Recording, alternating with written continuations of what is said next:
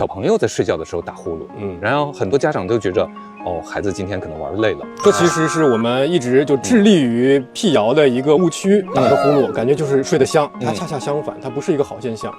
是应该鼻腔进气通畅的。一旦有声音，就说明一定是有一些部位阻塞了，两边鼻子都阻塞了，它可能也会打呼噜，因为通气不好，尤其是在4到8周岁这个期间，有生理性肥大，同时呢，孩子可能接触到了这个班级里面的小朋友，各种各样的上呼吸道感染，会反复的刺激这个腺样体，让它再肥大，生理性肥大又叠加了病理性肥大，那就大上加大，堵塞了之后打呼噜，所以这个病的原因在这儿。其实就是说，一旦出现孩子打呼噜，还是多加一个问号，是吧？是的啊，多去医院看一看，它到底原因是什么？对，查明原因啊。